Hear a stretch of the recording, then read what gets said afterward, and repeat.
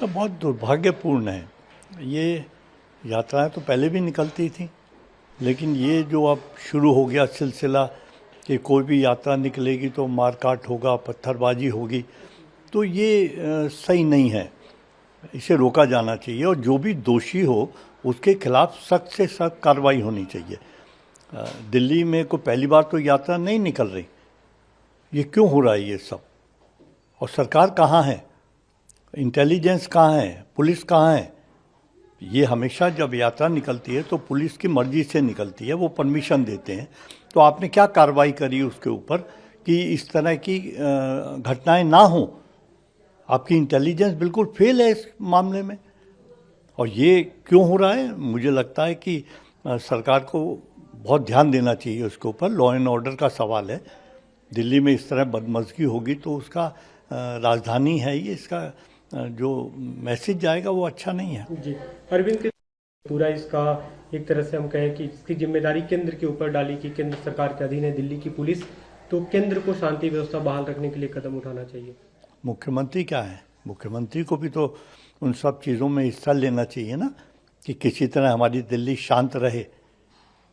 Administrative तौर पर आप सरकार चला रहे हैं, लेकिन आप मुख्यमंत्री भी हैं।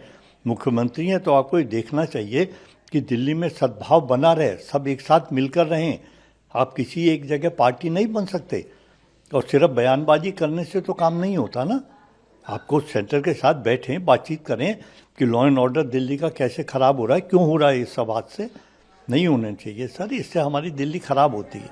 इससे पहले की सरकार में क्यों मुख्यमंत्री थी, आप लोगों ने नजदीक से देखा, इन सबको आप शामिल रहे, उसमें क्या कुछ कदम उठाना चाहिए ताकि केंद्र के साथ समन्वय बनाकर काम किया जा सके? आपको क्या लगता है? सर, हमेशा हमने कोशिश करी कि सद्भाव बना रहे।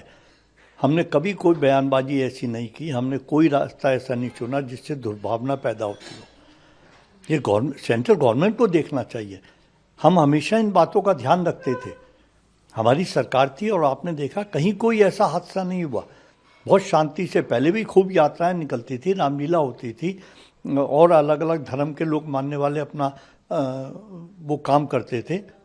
लेकिन आज क्या हो रहा है? आज तो ज़रा सा कोई हादसा होता है तो एकदम आग लग जाती है।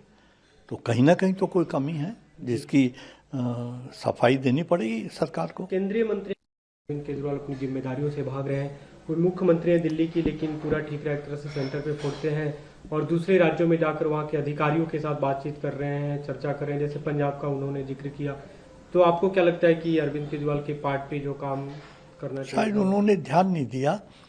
दिल्ली सरकार जो है, दिल्ली जो है, उसका law and order home minister के अधीन आता है। इसकी जो इंटेलिजेंस है और पुलिसिंग है, ये सारी होम मिनिस्टर के अधीन आती है। पहली बात तो ये। दूसरी ये, हम तो खुद ही कह रहे हैं कि मुख्यमंत्री बेफिक्र हैं बिल्कुल। उन्होंने तो एक तरह से ठेके पे सरकार दे रखी है और खुद पंजाब चले जाते हैं, खुद कहीं और चले जाते हैं। कोई ऐसा काम उन्होंने अभी तक दिल्ली में नहीं किया जिससे ये लगे कि वो बहुत संजीदगी के साथ सरकार चला रहे हैं। क्या ठेके पे आपने कहा, मतलब किसे ठेके पे दे रखा है? आपने देखा नहीं, मुख्यमंत्री है ही नहीं। मुख्यमंत्री गायब रहते हैं दिल्ली से हमेशा।